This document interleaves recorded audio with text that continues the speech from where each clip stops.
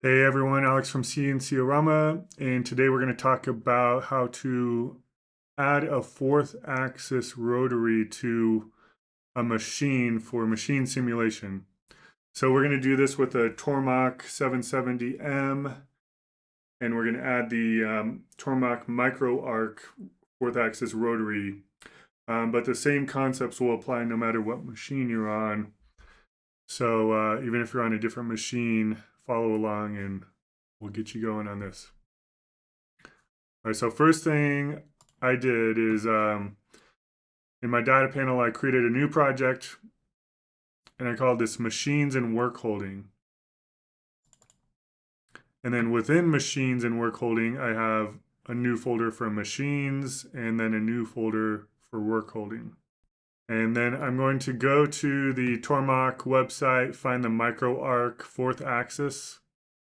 If I come down here, I can download the solid model for this. So we want to download that. And then to open that, you just go File, Open, and then you'll open from your computer. All right, so I opened the step file. So we want to make sure this is the step file, and the IGES file is not as good. Step file is better. So I'm going to save this. And I'll save this to machines. And they call this microarc simplified model. I'm just going to shorten that, I think, to microarc within machines. Yes. And now I'm actually going to want a copy of this in the work holding too, because what I'm going to do is this part is the machine and this is the work holding. So let me see if I can copy this.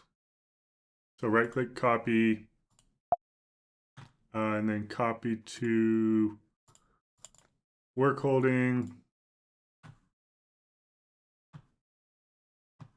All right, so I'm on the ones in the one in machines. So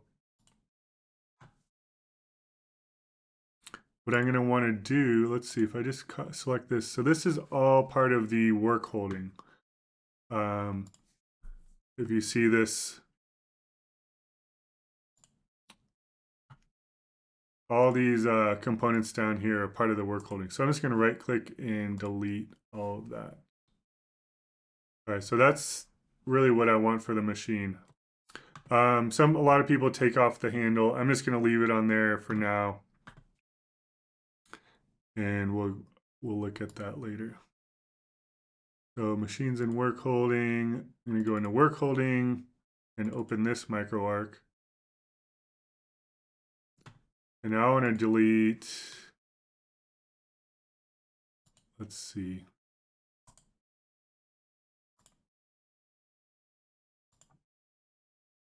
Everything besides the work holding, basically.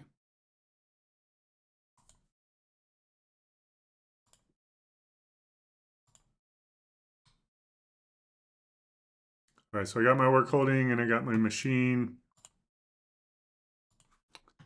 And let me see, on this one, I want to rename this micro arc Chuck.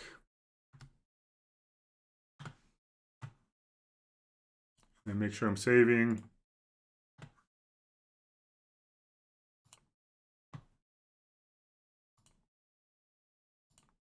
All right, so I got the micro arc and I got the chuck separately.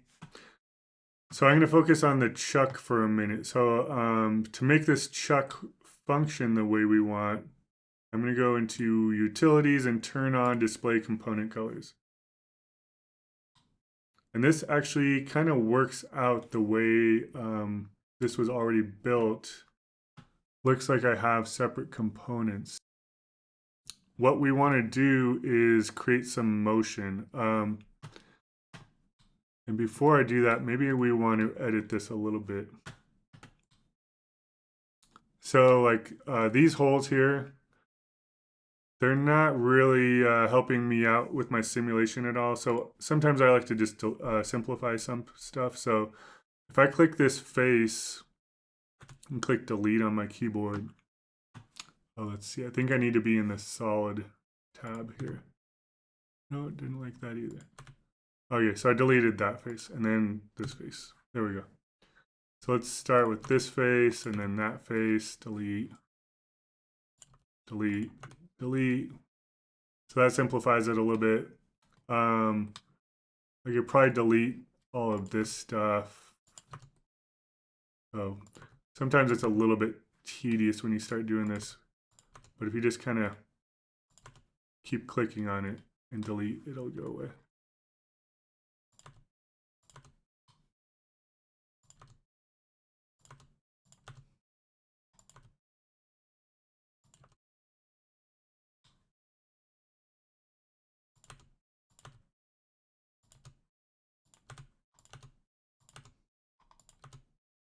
All right. So I would call that more of a simplified model at this point. All right, then we need to create some joints in here because these are just kind of floating around. So if you drag that around, you can go revert position to bring it back to where it was. So under assemble, I want to do an as-built joint. And I want it between this and this. So I want to do a slider. And it's asking for a snap point to define the joint origin. Really, any edge that follows that direction will work. So I'll say okay there.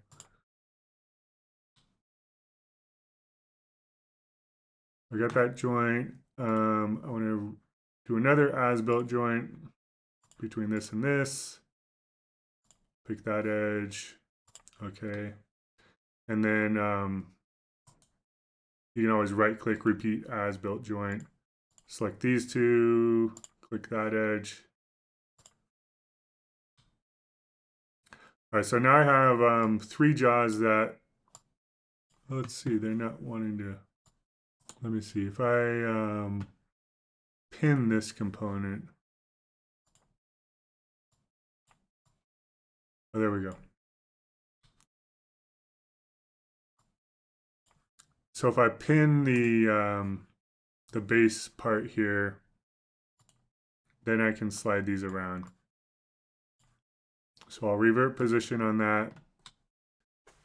So I don't want these to move independently. I want them to move all together at the same time. So if I revert position and go assemble and do a motion link, so I'll select the joints here. And those are correct. If they were going the wrong way, you could do reverse, but they were the correct way. So I'll say yes on that. And I think you can only do 2 joints at a time. So I'll do that one. And then let me repeat motion link between this joint and this one. And let me reverse this one. There we go. So now I got my jaws that will all move simultaneously. I'm going to save this. I guess I'll revert position and save. And then let me come look at the micro arc. So this one's all ready to go. Sometimes we could delete these little faces. They're not really causing any problems though, so I'll leave those. Let me see. I think it would be helpful if this was all in one component. So I can go into these bodies, drag this body up into this component, and then delete this component. So this is all one. They are separate bodies. Let's see, we got 3 bodies here, but they're all part of one component. So I'll save that. So I'm going to create a new design, and I'm just going to come into manufacture and go to machine library Then I'm going to go into Fusion Library, and I'm going to search by vendor for Tormach. Then I'm going to do the 770M. So it says here, only machines and my machines can be edited. So we need to drag this into our cloud library for my machines. And let's see, it asks us where we want to save this. So by location, work holding, machines. So yeah, this is actually where we want it.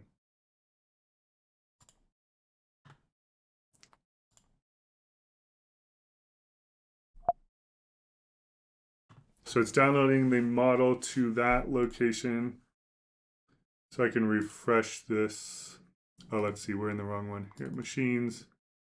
Okay, so we got our Tormach 770M and our microarc. Let's open this Tormach. And then I'm gonna right click on the microarc and insert into current design.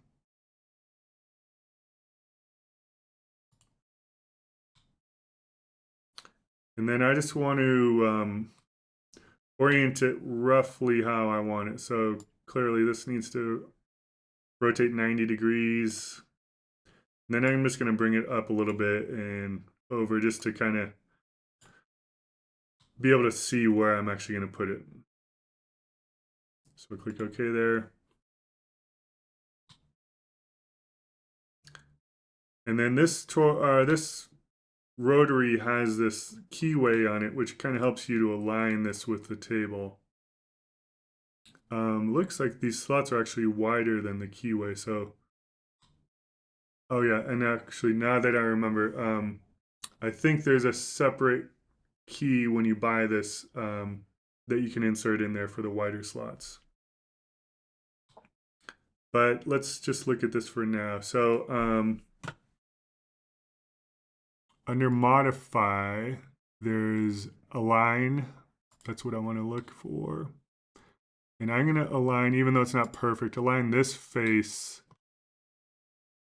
with this face.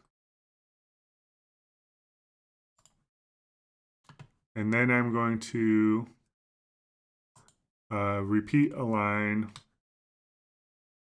And I'll align the bottom with the table. And then again, you can see the little key and the keyway are not quite lining up. You know what I could do is inspect. So I click I on my keyboard, look at the distance here, 5.88 millimeters. Okay, so what I can do is I'm gonna move components. I'll translate it to negative 5.88, and then I can say divided by 2. And now I'm right in the middle of that slot. All right, so also while I'm in this move, I'm gonna slide it back this way.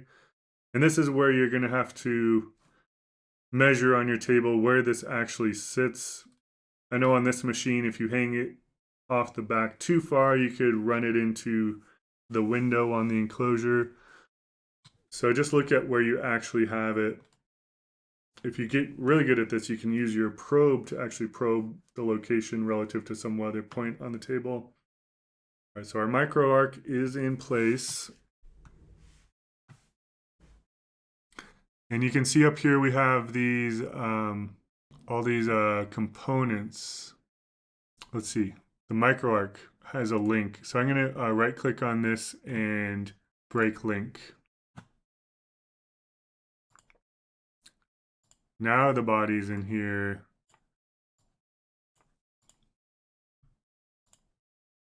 I can select and then drag into the x-axis bodies. So the microarc component, I'm just going to delete. All these bodies are now part of the x-axis. And I'm just going to save that. All right, so we can close this now. And I'm again in this untitled, I'm not actually going to be even making anything in here. This is just so I can access my machine library. So I'm going to go into the machine library. I have my Tormach 770M here. I right clicked, edit in machine builder. And up here, click this button to get the latest version of this model. So if I click that, now it's got the micro arc on there. And I want to come into here, or no, let's see, edit machine definition. Tormach, all this is good. Capabilities. You can kind of fill out this as needed. Since we're using a model that already had the machine definition correct, we're just modifying this. So I'm going to create a new item. We have a rotary axis, and this is A, and I'm going to drag this down to, it's on the x-axis. TCP, we do not have that. That's a more sophisticated function. I'm not sure what the rapid feed rate is, but you could figure that out probably and put that in there. The range of this rotary is unlimited. It'll go around and around. I think we'll call that good. And I think everything else is probably good in here. So I'll click OK and finish here. All right, so this is the model of the part I want to make. So I'm going to, first, I'm going to model my stock. It's a lot easier to work with modeled stock when you're doing this. So I'll create a circle on the end of this, 1.125 diameter. Finish sketch, and then I'm going to extrude this. So I actually want to make this new body instead of cut. And then I'll extrude it a little further. I'm going to do a two-side extrude because I want to extrude this way a little bit too.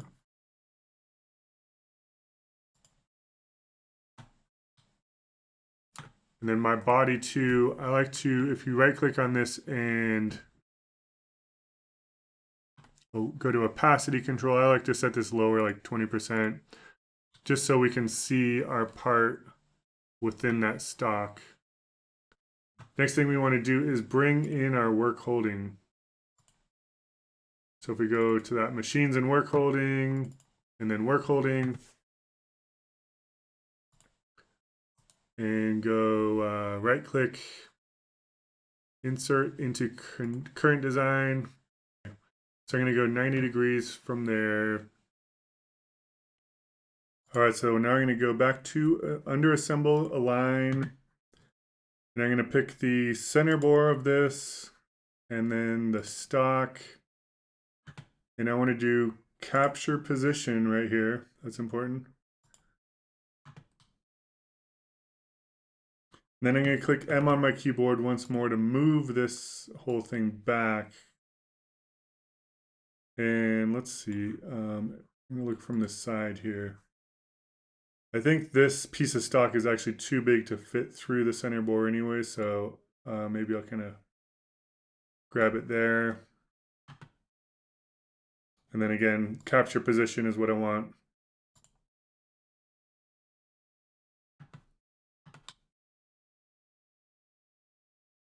And then let's see, I wonder if I can, yeah, I can't, if I try to move the jaw, it moves the entire same thing. So I'm going to revert position. And let's see, I think I can,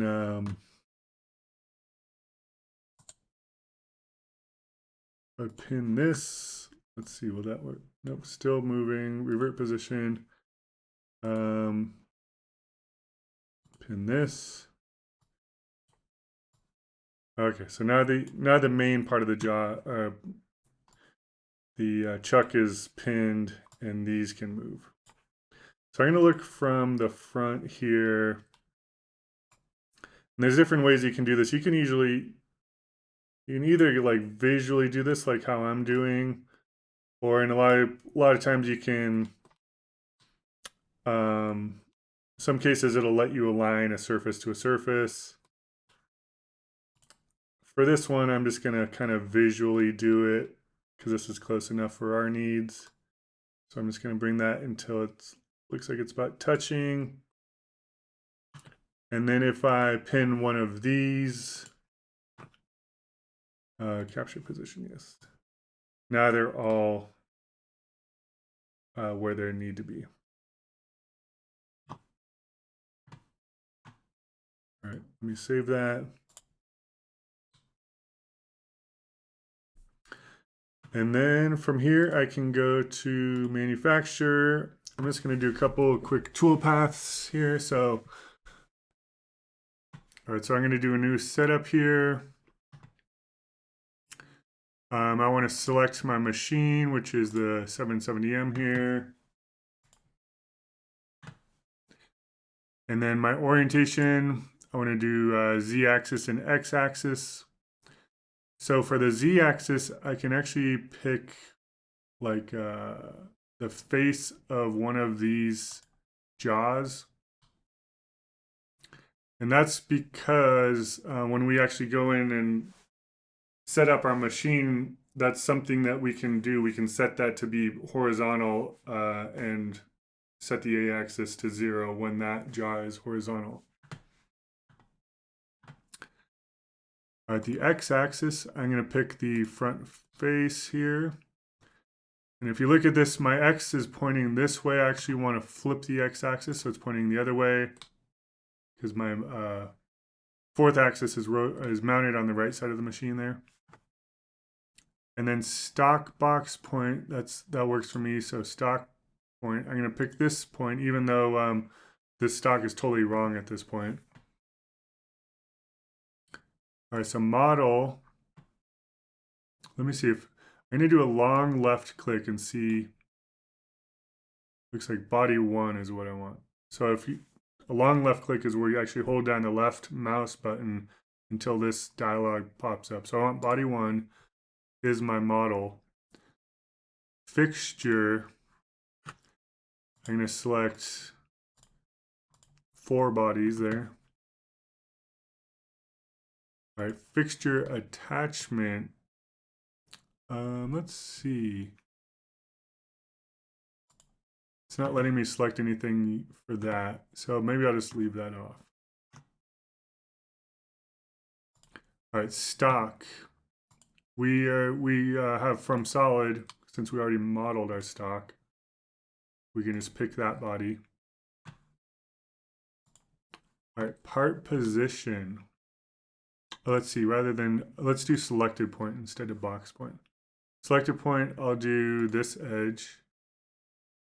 And then table attach point. I think I want to do this edge here. Yep.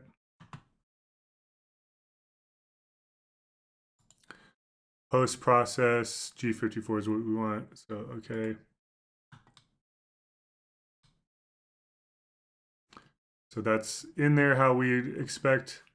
I do have this model origin still showing. So under my models, I can turn off the origin. Let's see. Yep. And then at this point, let's do a little program here. So I'm going to go into milling. Let's do a 3D adaptive clearing. My tool, let me select an actual tool that could be in this machine. So these are my tools. So let me do a 1/4 inch flat end mill. All right, geometry, I'm going to leave that alone for now. Heights, I'll leave that alone. Passes, optimal load, I usually do 0.03 with this tool. Stock to leave, 0.01. Turn on smoothing. And then I was already anticipating this was going to be an issue, but it's cutting into the back of the part here, which we don't really want. So if I go back into design and create a sketch on that face, I'm going to do a rectangle. I'm just going to do an oversized rectangle. And kind of coincidentally, the origin is right here on the back of the part. So I'm going to do a midpoint constraint between the origin and this line. And this will be used as my machining boundary. So back into manufacture, back into this, and then geometry, machining boundary, I'm going to do selection and select this. And let's see, I'm going to do tool center on boundary for this. All right, and then one more thing, I don't really need it to go all the way down to the bottom, so I'm going to do bottom height. Let me see, I can just drag this up a little bit.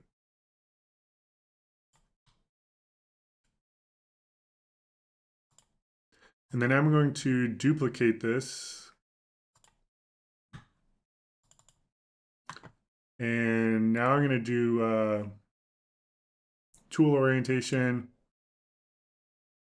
And I'm just going to click flip Z axis. So now I was going to machine it from the other side. And at this point, I think we can simulate. Obviously, it's only roughed out. We would need some finishing here. But just for the sake of simulation, let me turn off this sketch too. So under models, sketch is off. So I'll select my setup and then go to simulate with machine. All right, so some of the settings I have in here is viewpoint. I want my viewpoint from the machine base, so it looks like it's a real machine. And then I like to usually turn off the tool path just so I can actually see the part, and turn on the stock. So let's watch this.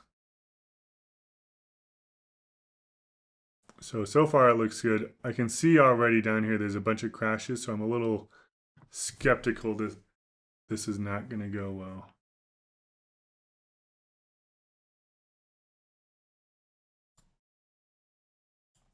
Okay. So that's obviously not supposed to happen. So let's stop there and see how we can fix this really quick. So I think that's actually in the machine definition machine library. So I'm going to do this in the cloud version. Right click, edit in machine builder, set up machine model. Yeah, so this is what we forgot to do. So we don't have the rotation point set on our rotary axis. So let's try just setting the rotation point to be center of that. I'm going to finish. All right, so we're back in our twisty thing. What we need to do is go back into our setup. I'm going to remove this machine. And then if we go into our machine library, for the document, I need to also delete the machine here. And then if I go back into my setup, I can reselect my machine from the cloud.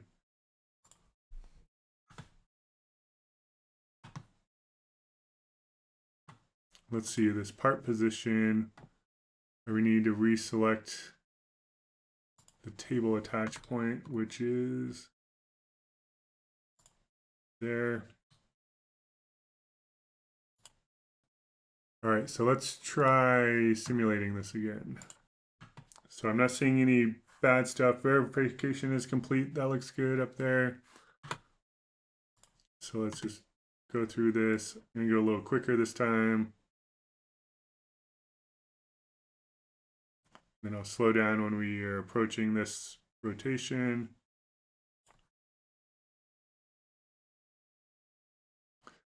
All right, so it's rotating. That looks good.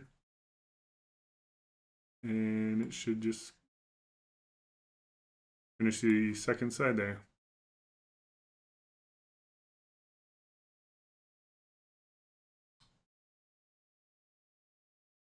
So there we go.